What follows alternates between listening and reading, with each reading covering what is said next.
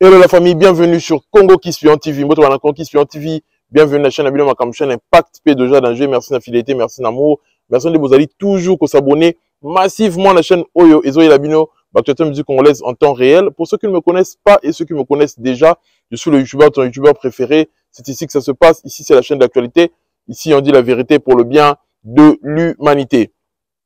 Aujourd'hui, Fally Ipupa, jour pour jour, il va fêter 5 ans depuis l'ouverture de la musique en Europe. On va fêter 5 ans parce que c'était en 2020. Aujourd'hui, nous sommes en 2025. C'était un 28 février. Et aujourd'hui, nous sommes en 2025.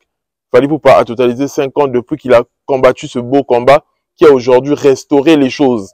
Et, c'est là. Vous avez reconnaissance qu'on dit maté le fils que Moutou Azong, c'est là, bandoule.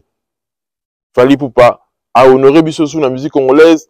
À quelque chose, prestation magnifique, la Trace Award, à Yélibiso Trophée Sika. Encore un autre trophée, encore un autre bébé dans sa JBCR. Il est en train de partir de conquête en conquête. Oui, l'année 2025 sera encore une belle année parce que il y a des choses. Tout le monde a qui visite, il y a Kissinger en la Stade de France parce que c'est bel et bien confirmé. Et il y a un album urbain lourd qui est en train d'arriver. Et très prochainement aussi, un album Rumba qui doit détrôner Formule 7. Moutaba défi. Fally Ipupa ça va défi. Il y a travailler sur défi yango ndeni ko longola yango ndeni ko relever défi oiseau il a besoin de la musique à Congo. On va parler de beaucoup de choses. Où Rasson, il y a le conflit avec JB Mpiana parce que depuis Rasson ça concerne on n'a pas vu les félicitations de JB Mpiana. JB Mpiana est dans son côté. On va en parler. On va parler de toute l'actualité. Il y a beaucoup de choses à dire. Et prêtez-moi l'oreille parce que je dirai les choses sans faire le détour, s'il vous plaît. Big dédicace à toi, RK Reddy Kemé Nakacha Grenoble, présent Paché Paché qu'on a Lyon, Fred Hardy Massamba l'Italien Noir, Liji Kalimutation on a défaut, le cœur d'Atanas, Sœur Nanga Priscilla Iluta, le cœur de Armando Neto, vu Nanga Nakacha Colonne, il y a eu un Wana, big dédicace à toi. On regarde cette vidéo, toujours il y a un peu décortiqué, parce que son impact, idéologie, il y a danger. Les amis, send wave, de Makambo. Tindamon, on a Sendwave, c'est la code promo, on a Kiss. Et ça, facile parce que on se déplace, on a besoin de numéro à moto. Na combo na ye, n'enga s'enregistrer là-bas. MPSA, Orange, Airtel, à Ozambon, on balamoko avec Sendwave. Donc, on a code promo, on a Kiss, KI2S, balamoko, on va passer 10 €. Il y a bonus, il y a premier transfert na yo. Donc, on dit 50 €, 100 €, avec ça, 10 € l'icolo. Nekono ACP li et il n'y a pas de frais d'envoi. C'est très facile, juste avec ton compte bancaire ou s'enregistrer. Malamon qu'on vite fait au Tinimongo, na Congo, en toute tranquillité. Tout apprendre les bonnes habitudes, tout Tinamongo, na téléphone, Mouta Yamangope, na téléphone. On regarde cette vidéo, on revient pour décortiquer toute l'actualité. Tous les cas. Salut Paris, salut l'Europe, salut la France. Ici c'est le faiseur des stars ambassadeurs bourgeois. Bon, voilà poteau. Je vous donne rendez-vous, c'est 8 mars, Oyo. Boya tout ça, la session d'écoute. Boya tout advienne que pourra qui est mon épée, et tu oublies donc. Boya tout ensemble. C'est samedi 8 mars dans Saint-Denis, un espace en encore. Juste là dans le métro Playel, donc ligne 13, partout, pour ligne 13. Tout on a avec la délégation partout. Belgique, Marseille, Lyon, Europe, Boya. 8 mars, Oyo, tout on a vu son abino. Dans l'espace en Corée, vous allez en poter au album. C'est-à-dire que tout là, bien, pas play tout, pas serre, pas tonton, on est venu à moi la moutasse en latin. Musique n'a vu ça, ngebou.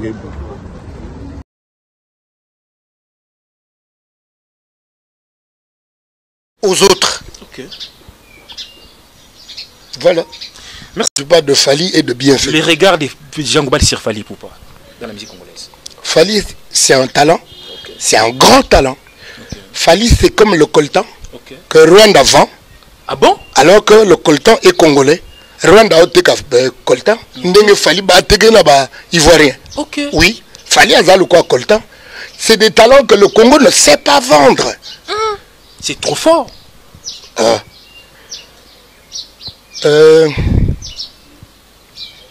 Fally, c'est un très grand talent.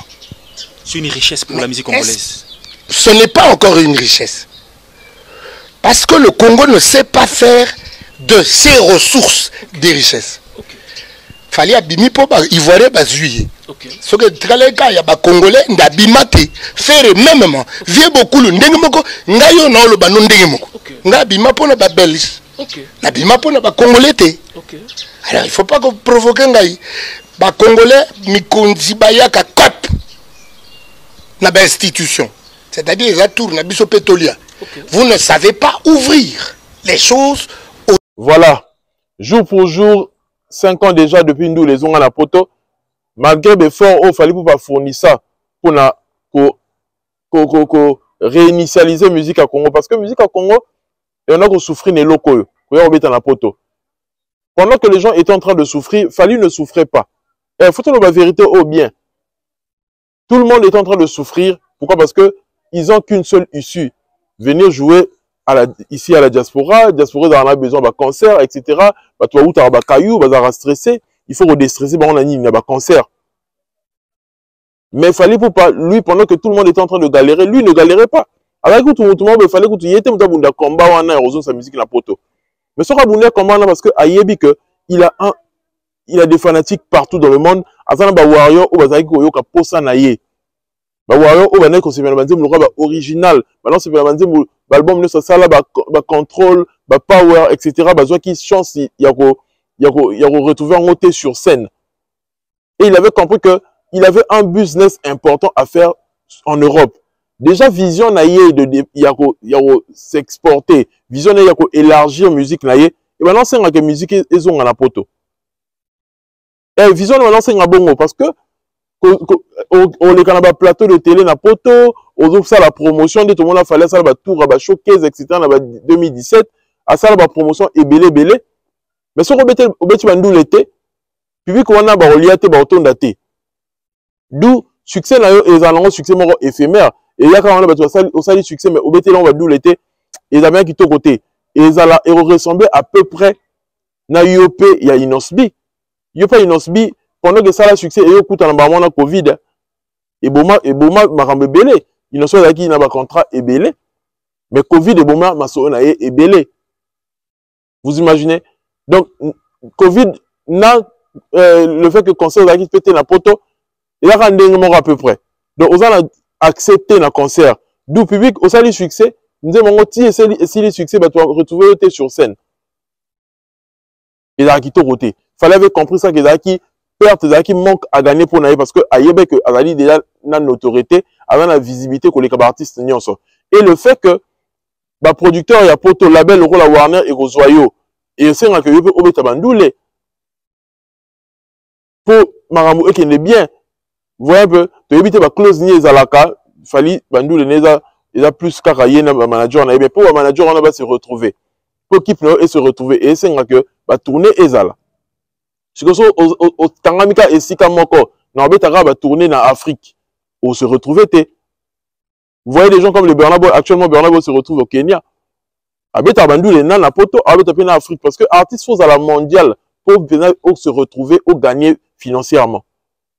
Il fallait voir l'évolution, il voyait l'évolution en termes de streaming, il voyait l'évolution sur les plateformes, en termes de sur le plan numérique, il était en train d'évoluer.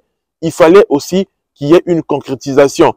Sur le plan numérique, on a évolué, mais la réalité, on a satisfait un peu public, on a consommer sur le plan numérique. Et il fallait qu'il y ait un travail pour fallait accompagner à niveau, il y a besoin que ça nous na Congo. Nous les Congo na poto. Et ça, les Batunions sont un grand bien. Le lobby, j'ai encore regardé des vidéos. Ce jour-là était un jour inoubliable. Et les rapports congolais sont ingrats. Pour Congolais à comprendre la grandeur à Moutouté sur Razan en vivant. Mais Fally Poupa, ce qu'il a fait, c'était énorme. Il y avait des chaînes internationales qui ont parlé de lui. Et Baki s'est levé sous ce moment la visibilité parce que les boutiques ont fermé, les restaurants ont fermé, il y avait du désordre. Et les autres, Batulora Bobokechu, Tine ba publier bango, Tine ba sali ba humilier bango bongo. En quelque sorte, tu n'auras pas si parce que, et là quand même, nous avons renforcé mon tout la nudité naie, mais Batouana va créer des ordres Yamakasi. Va mériter va représailles au sa malelo. Normalement, ce que tu as qui m'a en place, vont mériter ba représailles wana parce que ce qu'ils ont fait ba baby sa réputation ya congolais. Ce qu'ils ont fait ba baby sa réputation il y a musique congolaise, ba baby sa réputation il y a peuple africain en général parce que les bazaki wana ba tiaki minde bazaki wana mona ki désordre na mboka na bango ba minde bazaka plus plus mboka na bango ba minde ba linga ba tout monde douté. Ils se sont dit que vous voyez pourquoi on n'a pas besoin de ces gens-là avec nous parce qu'ils se comportent mal. Il y a qui démonstration, il y a sale comportement, il y a biso africain que tu dois intégrer, mauvaise civilisation. C'est de ça qu'il s'agit. Et bien là, il faut tout le bayango, le retour dénoncer yango. Fali avait compris que tout ça sur une époque il y a esclavagisme tout ça sur une époque que il faut tout la musique parce qu'on la trop. Il fallait pour pas aya qui n'a solution. On va penser que combo a trouvé solution. Il a trouvé la solution. Parce que ba musicien ne sont pas na bango kimia. Si quoi yango là toujours que les autres défis à ma casse comme ça va tourner africaine. Parce que ceux qui va musicien congolais, ba na ko za bango ne sont na capacité ça tourner africaine, ba nga ba la té. Mais le fait que pour te zaga au kangama ba na ko la trop. Ba musicien va comment ko longa ba orchestre alors que ba créer ba désordre ma casse parce que musicien de voyage qui n'est pas toté. Fallait lui quand même, il avait quelques alternatives. À Kenara Afrique, les musiciens vont se retrouver par concert. Mais aussi, en Fongola Kinzela, il y a Amérique. Donc, fallait que, à la seule moutou, on a apporté solution à la musique à Congo. Seul moutou. Parce que pendant que Batouole est là, Moutouma Boula qui est États-Unis, fallait ça la tournée américaine combien? Pendant que, quand c'est on a honté.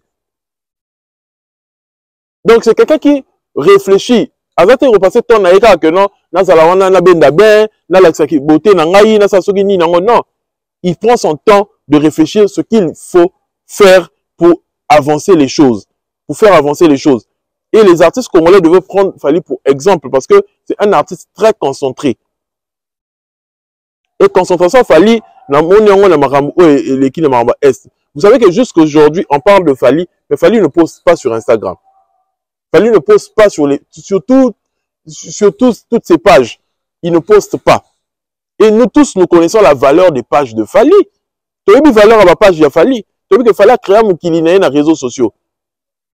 Tu as vu force, talama de Fali, challenge à Pambasara, challenge à Pambayandembo, n'a pas d'abonnés et du succès. Donc, les lots, Fali pour pas, média naïe, ils ont ma page naïe. En coup, tu as besoin de traiter les médias dans biso son déni. Certes, tu apporteras un plus, mais médias n'a plus les réseaux sociaux parce que les gens sont accros là-bas. Mais regardez comment il a pris le risque de négliger son média pendant combien de mois. Mais il est toujours numéro 1, il est toujours fort. Il est toujours fort. Il y a un autre kaka la période dans le bar que dans les cas d'émission de la minorité. Est-ce qu'il y a Sili? Et effectivement, Fali avait raison. C'est quelqu'un qui a des principes. Tant que les gars sur l'émission, il y a les chroniqueurs congolais, on connaît comment il y a le désordre. Comment les chroniqueurs congolais se permettent de poser des questions sans réfléchir. Or que Fali Poupa, c'est quelqu'un qui, c'est là où il est. C'est l'homme congolais le plus influent. Se rappelle sur opportunité, ça a une interview, profitez, ça a une interview, il y a bien tout dans ma question bien. Surtout toutes les questions bien, t'as les lots. Pendant les cas, Papa Pimbo, en 2018, sur 2019, le autre, ça a combien d'années? À l'écart sous Kunate. 7 ans, bien, mais à l'écart sous. Donc c'est un manque à gagner pour la personne de Papi Moma, par exemple. Parce que tu as eu la chance de recevoir l'homme congolais le plus influent au profiter d'un côté. Il fallait pour pas chaque émission, ça, là, les gens attendent que à Zolobani, les gens sont impatients d'écouter ce que Fali va dire. Donc, Aza Moutoumara, Aza Iyama s'est quitté. Et il connaît sa place dans la musique. En gros, à Bunde l'arabe musique congolais, il connaît sa force. Il connaît place au Yazali. Et puis, il connaît industrie musicale des autres là. Comment apporter des solutions ensemble avec son équipe. Bah, vendre de l'arabe belé. Et belé, belé. Il y a un moment là que Azo apporté des solutions et belé. Pendant que les artistes congolais, bah, vendent la bango. Bah, vendent la bango. Bah, il y a une valeur, il y a image, il y a une valeur, il y a carrière, il y a on voit récemment la Ferré. A ouju koye melane joyeux anniversaire au président Obiangema à Saïla Ngopé clip, à posant la page naïe. Présent plutôt, oh, Gabon plutôt, je m'excuse. Brice Sogi Nanyangowana, Olingi Soni. Bon, Babylon Rabongo, Fali ne le fera pas. Bobi, Fali ne le fera pas parce que ils ont la carte de la politique, mais il a quand même mon anniversaire.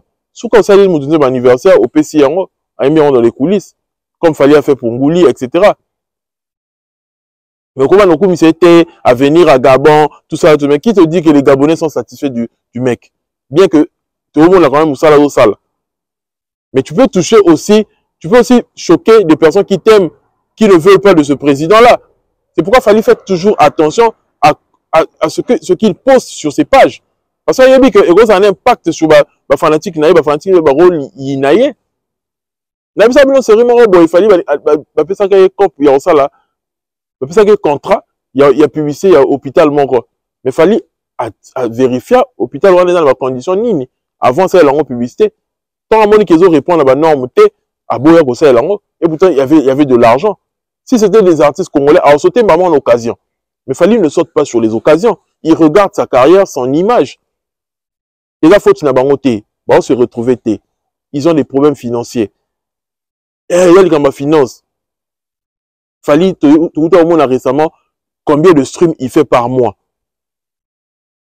Récemment, la page, je m'en repose, je crois, Central Buzz, mais au moins. Et pour ça, mensuellement, Fali fait combien de streams? Sur mon ça, il y a 150 millions de streams.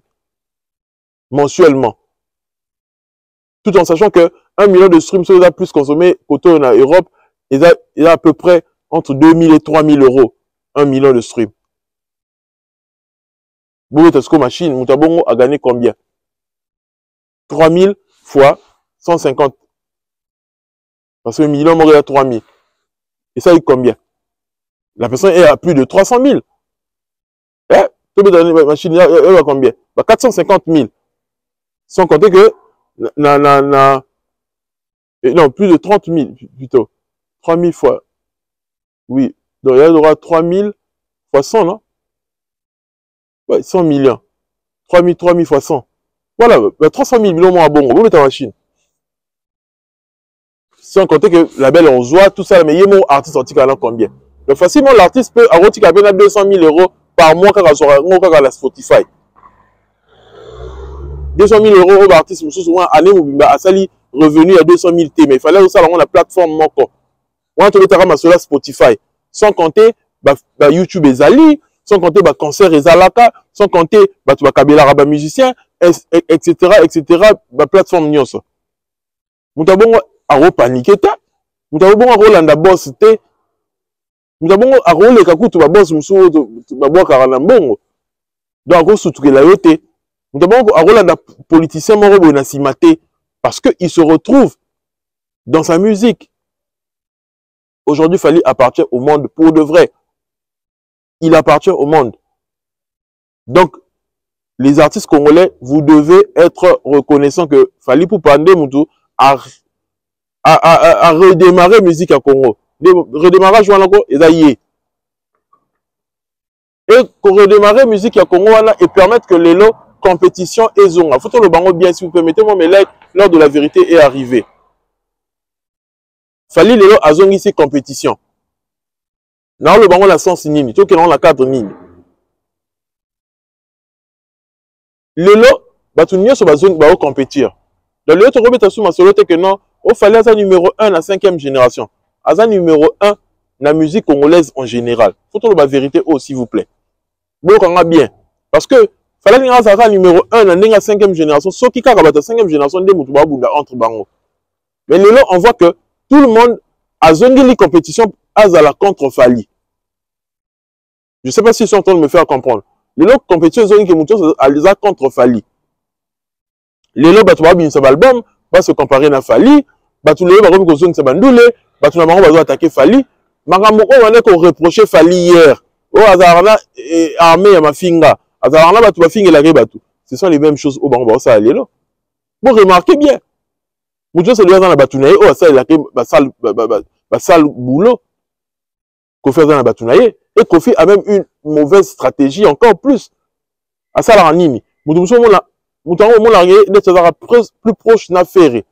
mais nzo kande muta manipulare na c'est za Kofi boka za faire mutatini mutu wana mais nzo kande Kofi muta na sima batu wana c'est ba erreur bazo attaquer Fally tu vas comprendre que za Kofi la na sima na bango ba dadi mola batu wana nyoso mais nzo kande Kofi a relancer c'est na bango tu te redécouvrir avec le temps que Kofi nde mutu atinda bango papa paroles au quand ça non bah ça la bonne pour la faire nzo kande non il y a Kofi qui est derrière. Et aujourd'hui, oui, Rasson aussi à ces gens, Papi les Princes, comme on est filles en année, Oazo Finga Mikolo, Odile, etc. Donc, maintenant, c'est comme on peut passer la bombe, ça le boulot, maintenant, c'est pas les compétitions. Tout ça, cancer, tout ça, la boye, bisous, tu remets à Stade de France, comme il lobé là, on appelle comme le trop. Comme le lobé là, tu remets à Stade de France. Parce que quoi, il y a un Fally qui a annoncé le Stade de France. Bisous de remettre à Paris la défense. Ils nous montrent clairement que Lingisco Bazala en compétition on a Fally. Donc nous sommes a commis en compétition. Ce qui nous emmène à déduire que Fally, c'est le numéro 1 de la musique congolaise en général, toute génération confondue. Tu retiens le numéro 1 écart la 5e génération, non. Pour bâtonner sur la génération, sur la zone les compétitions, bâtonner sur la bêtise, concert na poto. Le Redia Betaki. Oui, Rabeti, pour faire Zobeta, pour faire l'ingasa la plus que Fally, l'ingasa le roman il a plus que maintenant sur la musique à Congo, un tel à l'ingasa la boy. Ça veut dire que compétition est zone monde sa zone na compétition.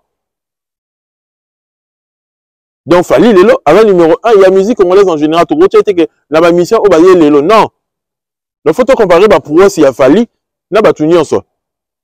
Il y a un moment que Sankara a compris qui est le Kowana a kena qui n'a pas maturité, a boya qui n'a pas déloyal envers Fally. Parce que ayebi que la répercussion on les a nini. Bah comme on retient ouera, bah tiens sur papier, bah tiens Fally sur papier, tout comparer. Ayebi ngo. Et toi on va retient sur papier en termes de tout Fally on l'écrit kaka. Et ayebi que malheureux impolitesse. Bien que yepe oya ko ça soki ni non mais et kobima impolitesse parce que bah warrior to ba royer la yé, bah tout ba rapport Fally ba royer la yé, bah faire comprendre que ouera c'est le côté devant Fally. En termes de carrière, des places, bah, tu vas comprendre que ils ont point mort très sensible à retoucher. Aujourd'hui, toucher Fally, faut à la près. Faut à la près, parce que il faut que au tia ba preuve na yo, ça la ba preuve nini. Ça ba preuve nini. Et le lot où rason nazo bika, na ba tunene bazo attaquer parce que il y a pas Mosaka qui est du côté de JB. Quand Mosaka était là, ça allait créer une polémique parce que actuellement, JB et Ouera, ils ne sont pas en bonne relation. JB et Ouera, bah, au Kanate. Bon, moi, là, que, Ouera son, attends, on va tourner la question que JB prend à quitté, avec la qui prévu, mais à quitté dans la campagne, qu'il va mettre 12 par JB. Et de l'autre côté, il y a un à Sali JB, ma passe, à l'obino, faut la boire à Kofi Olomide. Pour yebi que Kofi Olomide na JB bayo kanate et na conclusion maramango susu JB a boyi ko féliciter na réseaux sociaux parce que normalement la relation ba koma lango lelo JB allait dire un mot, tu vois un peu, JB allait dire un mot genre que non félicitations moi la maille etc, mais JB n'a rien dit. Ça veut dire que il n'est pas ils ne sont plus en bon terme actuellement, ils ne sont plus en bon terme. Bah obi kane parce que Mosaka za souté na maramba JB kasi Mosaka linga sala bango et c'est pourquoi JB pianape faut comprendre que compétition est zongi ala laté yebe faut tcha libaya na poto parce qu'on souhaitait que JB sko acha libaya ko leka Grand Paris yesko faut tcha libaya na Bercy parce que JB ana ba fanatique ya wenge publiquement classe et roya wana acha penda libaya azoton acha penda libaya moko parce que ça confie na bango. Il y a un leader à Wenge, il y a Abimisa Bango Nyon Soto le bandit. Babou Rawana Bango Nyon Soto, leader à Bango Yet. Il y a Fula Bango, Beta la moto, parce que Sala Banze Wenge a succès.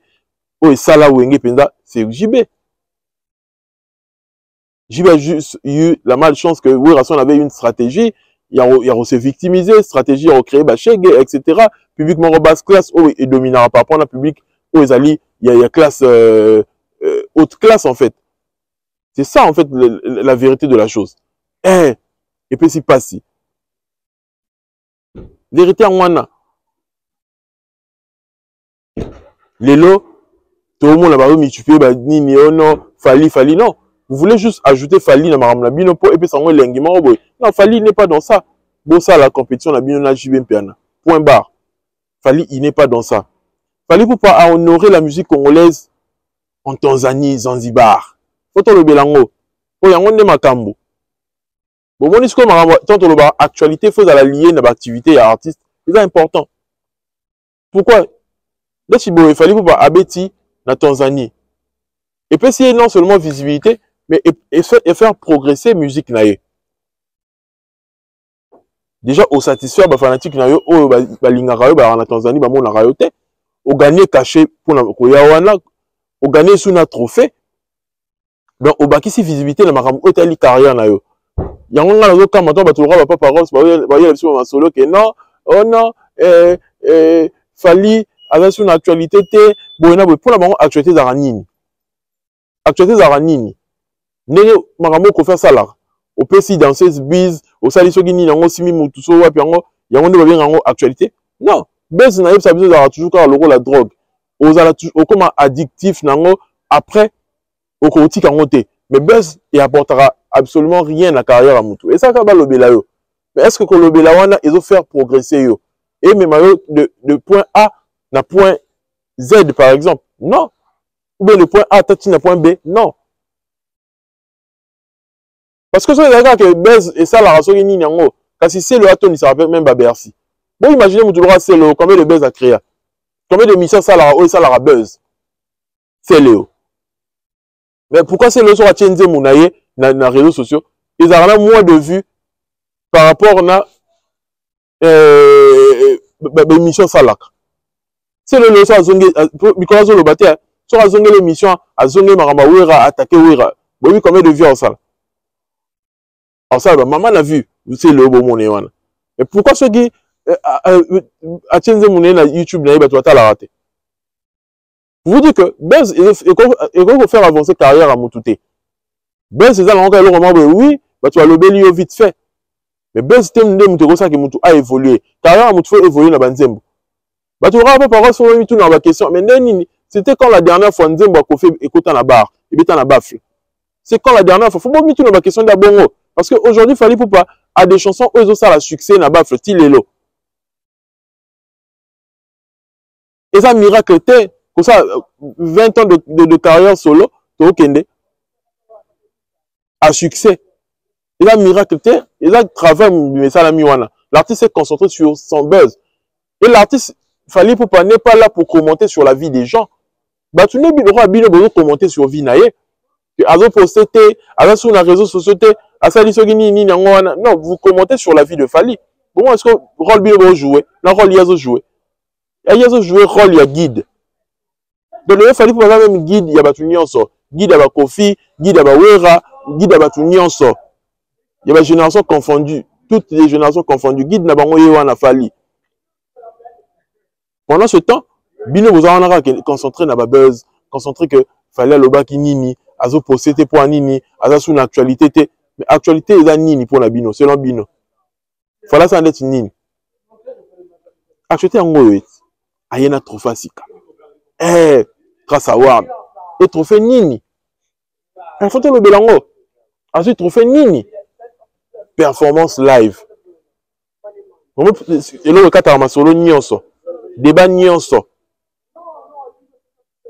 Et là, le cas de solo nyonso. À part Nzembo, et là, Maramba Boy. La réalisation. Et parce que quand tu as un cas de réalisation, trophée quand tu as un cas de réalisation. Kata Makambo. Au sali Nini. Année 2025, il fallait gagner reconnaissance à mon kili déjà. Et bien, tant que est-ce que concert la comparaison n'a pas concert à Fali, bon moi après c'est pas concert à Fali mais ma Fali. Bon moi différence différence ma na mafuta, il fait pas si. Ba concert na bino et même bino wapi, ba concert à Fali mais wapi. Fali le bazo reconnaître ba concert na que ça ba meilleure performance live. Il y a un qui est obligé, faut pas bien essayer ça la live parce que bah yebi que Fali a yebi qu'on emballer public. Botan denga beti live naie tellement classe. Bah tu vas yemba. cérémonie, il y a remise de trophée. Tala ndenge makambo sali. Azobina na Diamond, on sait que Diamond a outalé avec admiration. Pour Diamond, la Lela Fali Mabe, Souka na Warrior. Diamond Souka na Warrior. Et la fierté na biso.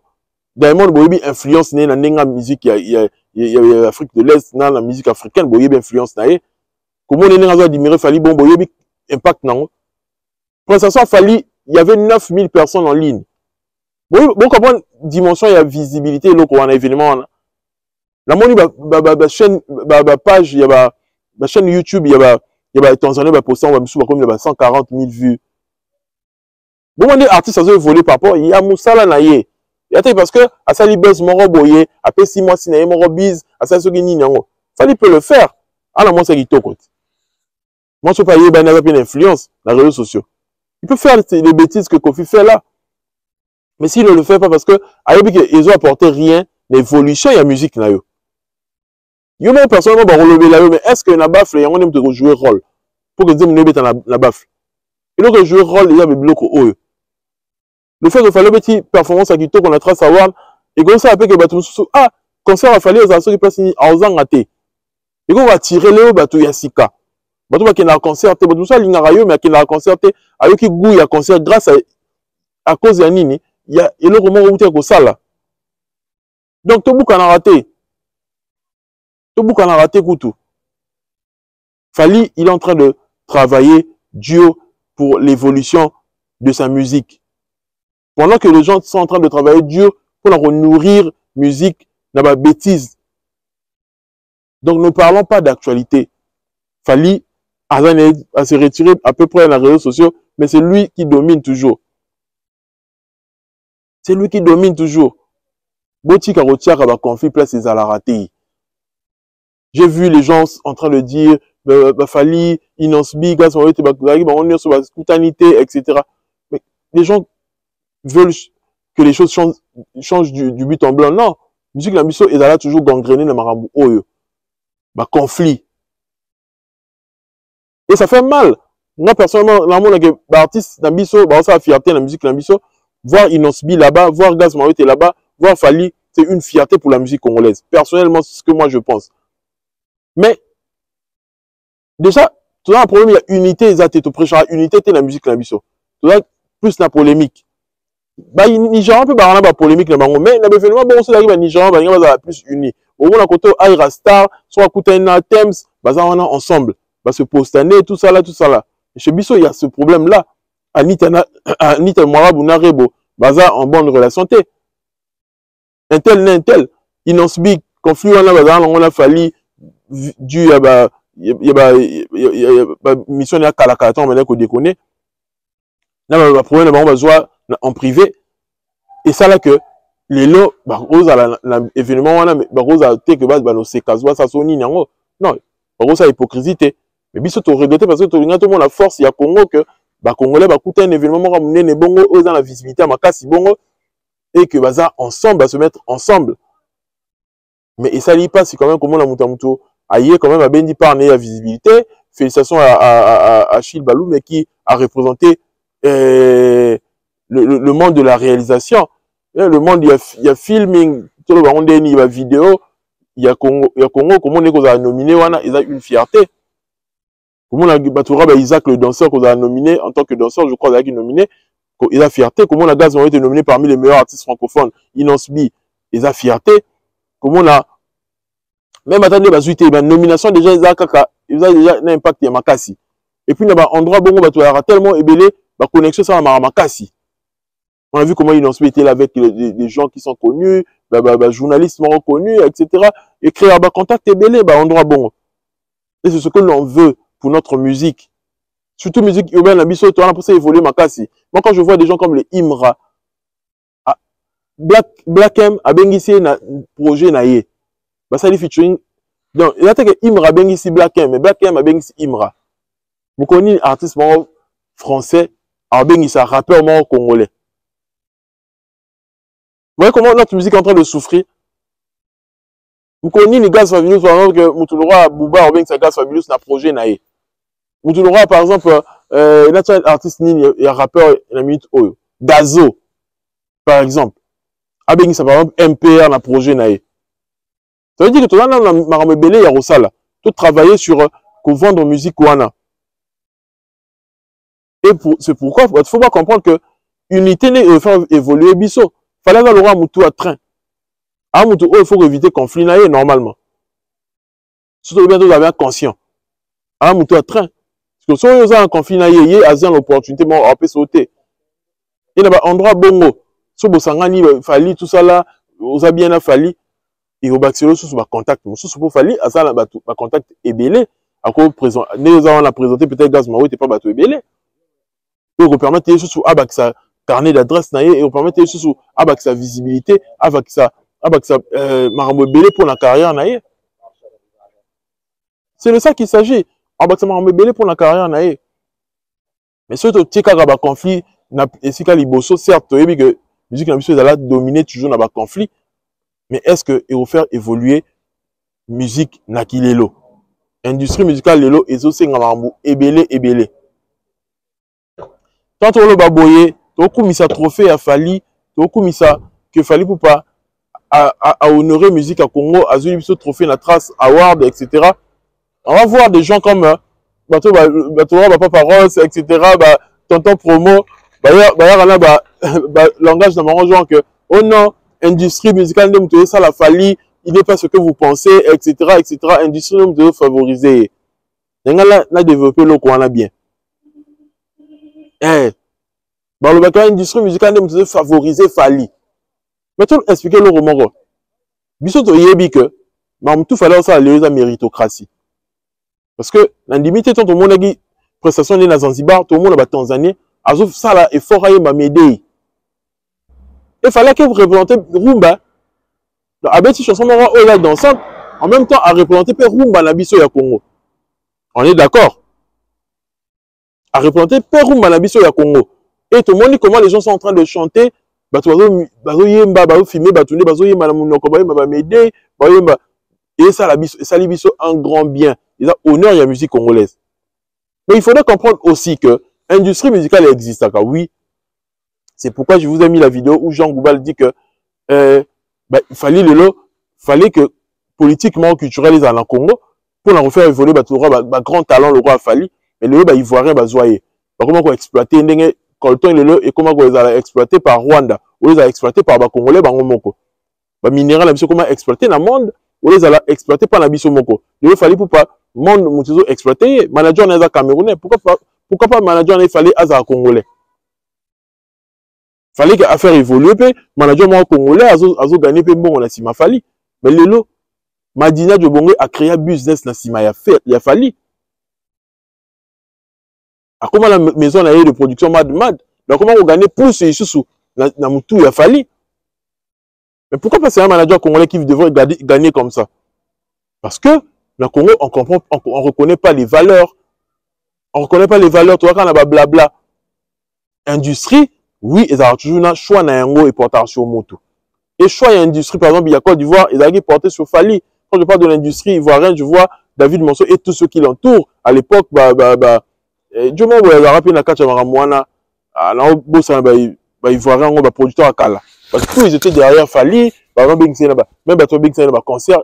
C'est ça qu'on appelle l'industrie. Pourquoi porter choix à Maramouana Fali? Il faut appeler un profil, Moroboy, ou ça qui va porter choix à Maramouana sur yo. Là, on voit comment l'industrie est propulsée Taïla. Par rapport à Airastar. Taïla, on a sorti de on a Airastar. On voit comment Airastar, quand même, ça, tube, il y a ma casse et puis, la nègre, afro, Aira, alingami, ma casse, c'est que Taïla. Mais pourquoi Taïla va plus en valeur? Parce que, la profil, beauté, mon métis, ça a une nouvelle Rihanna, na nègre, na bango. On a plus mis sur Taïla. On a vu comment Shane Paul a que ça a featuring, Drake a Salina, ce qui n'a ni n'a pas tout le monde, Drake a Salina Thames, non? Mais Taïla, mon tout pas ma casse, ça a Guinée featuring. Parce que ben il y a un projet, ça va remix, ça la boina, parce que va créer une nouvelle Rihanna en fait. Donc, l'industrie peut avoir un profil à moto, batali beauté nayo, batali musique aux proposés, contenu nayo, façon aux alaka et l'obéli nayo, on a que profil oyo et koma et comme tellement ils ont bien exploité et ils ont le profil bien pour la bango bah ça là revenu bah gagner bon et c'est comme ça qu'ils ont vu avec Fally. Ils ont vu vraiment qu'il n'y avait pas eu une superstar à cette époque-là. On a qui beau, on a quoi attirer plus les femmes. Ils ont exploité ce côté-là chez Fally. Ah, superstar, maintenant, ça, la musique sensuelle, la chanson d'amour, romantique, amakasi, sensuelle, qu'on plaidait pour la femme, la gente féminine, alors qui voilà pour la base. Il fallait qu'on crée en haut. Ils ont pris Fally. Donc, tout le temps, on a une industrie de ça, qui est ça Fally disque d'or. Industrie, ça, il y a un discours, non. Industrie, et ça, parce que par rapport, il y a profil, il y a moto. On est bien d'accord. Par rapport, il y a profil à moto. Et Fally a un bon profil pour industrie et tient poids. Talentueux, c'est un bon chanteur, il est mignon, il sait comment parler, il sait comment aborder des textes, il peut tirer bassi, etc. Et c'était important que Batia accent sur yé. Sauf que il Fally, tu vas dire nan. Là, on a un profil à Fally. Tout le monde roté. Donc les gens devraient comprendre Maramoude autant boulana qu'il est là. Eh, on les a fait autre loba. Et Fally, nous on sait qu'il a mérité ce qu'il a eu. Il a mérité. Il a travaillé. Aujourd'hui, il est en route vers le Stade de France. Il est en route vers le Stade de France. Je vous jure que c'est un événement que nous attendons tous. Et il y a un album urbain qui va précéder. Et enfin, nous allons consommer encore Fally en version musique urbaine, tout comme on dit en français. Sans oublier, il y a des chansons rumba qui vont venir à l'avenir. Tout est bouclé. Talara que Fally, Libanga, comme sans chaba, mais l'album n'est déjà bouclé. Ils ont bouclé. Donc, ah,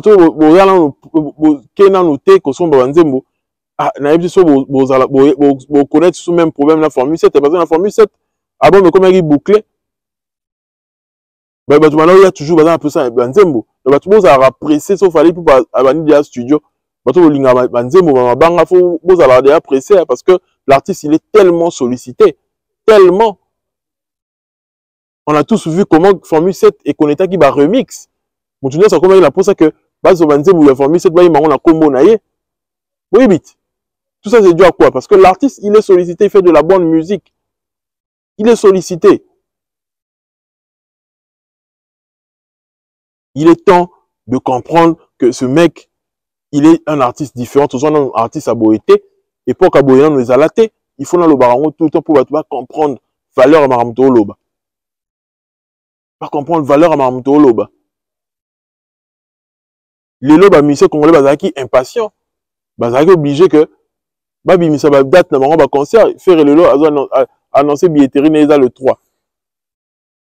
À la chouette Zeli a commis impatient, fallait pour avoir Missa date té. Et ce qui fait rigolo à réussir ING naie pour te habiter sur la foutive salle. Eh ben on va rabongo. Fabrice Yohanet. Zeli est sur le bilan sous. Est-ce que va créer peut-être assurance pèse à la rose paye une assurance au bouquet sale. Mais est-ce que Foutami, est-ce que Mamadou ce comme il a posé? Point d'interrogation. Point d'interrogation. Pour te faire là mon concept annulation. Est-ce qu'on va annuler sous-souté? Point d'interrogation. Est-ce que tout revenant pour revivre ING en haut? Mais ce qui fait rigolo à réussir ING, qu'on soit plaque, qu'on soit la sold out, tu rebêtes ma boko, tu rebêtes ma boko partout, tu rebêtes ma boko. Mais l'école en ce fois, ça se fait scène à bien, podium, etc. Mais il faut que ça parce qu'il a encore du chemin à faire, oui, mais il a ça quand même que Abouni na force n'est y'a qui m'a lié moko. Comment on dit? Ciao. Vous voyez un peu? Et là, Aboundi n'a effort na yé moko en tant que moi Mbali parce que Azeli que Fally pour pas Abim Sadat pour ça y est quand même Wi-Fi, Azu Wi-Fi té. Il y a rien à et Simba guité parce que Wi-Fi ça a guité. Azanga qui connexion. Mais tout repère sous. Soit Azangi sous connexion. et que tout peut échouer, c'est que quand même bien. Mais ce qui tout quand même à réussir sans wifi a fallu. Ah, tu as vu que ça va? Pour même Adidas Arena, moto lango yaki parce que y a eu fallu qu'il na eu Arena. Bagola no soyé que photo la qui ça fallu na Adidas Arena. Donc faire yemoko sans moto fallait encore sur la minute on est à tie billetterie n'est total là fallait pas ticket les terrain yomoko ça m'a ramené après billetterie n'a des places que bon au monde que étant fallait annoncer m'a ramené ça différemment mais sauf que peut tant fallait annoncer européen c'est sous ka moto il fallait en choisir malheur na yé il fallait que faire aya ko tinga na quartier latin Kofi Olomide a créé polémique wana conflit na bango c'est Léo a global affaire kotika falité pour continuer à exister donc faire payer moko a comprendre que mutu ape sanga makambu yeyo donc fallait azana choiter donc azana sonzo moko à vie qui est fait rigola sonzo na ye à vie ndeye fallait faire otikara fali jamais parce que la seule façon de y exister seule façon de y exister en ça a bongo artiste congolais manque une éléki. Fallait qu'il y ait un fallait pour vérité et ya. Fallait quand il vous dit que billetterie font matin et ça bongo. Concerter les Rosala. Mais il n'y a pas que oh non, Balukuta, Babilo comment il va faire semblant, il y a repé ses lengui. Non. PC lengui ça la musique a fallu. Nyon se réalisera et se concrétisera.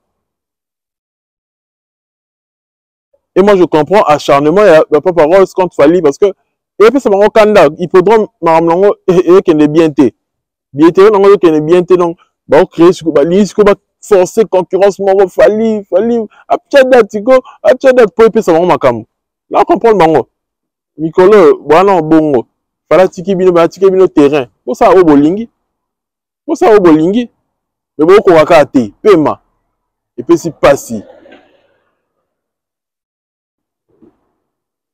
pour clôturer bah tu vas tinelinga ba vidéo il y a actu du net à Salagina Mombaya etc.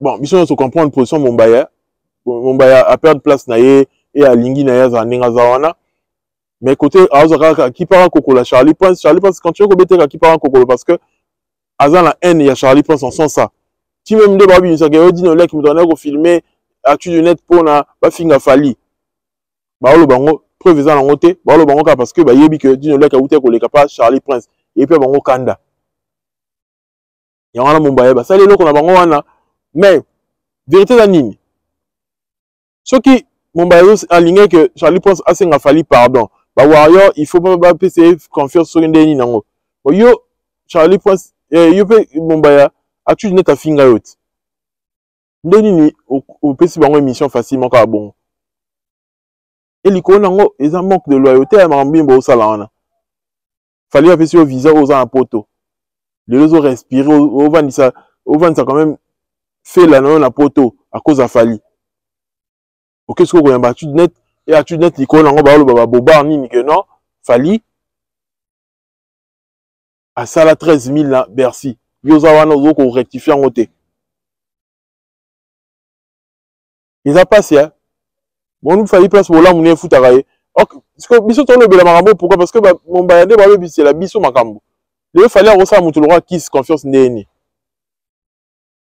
tu nga sou na lo yenge boye er moko bon ça ba tout le roi ba biso confiance ndeni ba mon a dit que ah mon ba kutu ba sala boye mais tala place asuka bo ba biso o bo su ka ndé moko donc comme ça mis na place moko boye après bo su ka ndé moko bo mais la biso cop hein chérie bo mais la biso cop hein bo mais la biso cop parce que biso ba artiste bon comme réticent parce que tala maramba pe simino visa pe so vie mais tala place au komi tala place au komi nous sommes là parce que on ma souté il faut se ko stratégie nini pour au ça ba warrior passi c'est méchant c'est de la méchanceté on comprend vraiment que mukilo ndenge zali mukilo za bien ya mukilo moko il y a bolai les gens sont méchants Fali ne mérite pas ça Fali ne mérite pas la trahison à boyer Bah, très bien, parce que ils ont bien été comme tiens, bah, tu as plateau, na au favoriser, bango, va atteindre Fali. Après ça, au ça, sonine. Yo, mon opponent, il nzela, ou attaquer, bah, proche à Fali. Ton bébé, lio, au lieu de comme un nzela, bah, détracteur. Comment va détracteur? Et les Warriors, vous-même, vous avez compris. On n'a pas trop de commentaires à faire là-dessus. Vous comprendre, et qui est qui, en fait? Enfin, qui est qui? C'est la Mawa. C'est tout pour moi, ton youtubeur préféré. Si tu as kiffé mon émission, abonne-toi. Si tu n'es pas encore abonné, active la cloche de notification. Laisse-moi un commentaire pertinent, like ma vidéo, partage-la avec tes proches, sur les pages, dans les groupes, etc. Si ça te plaît. Et en ensemble, moi, je vais toujours donner du lourd. En ensemble, c'était tout pour moi, ton youtubeur préféré. Paix sur vous.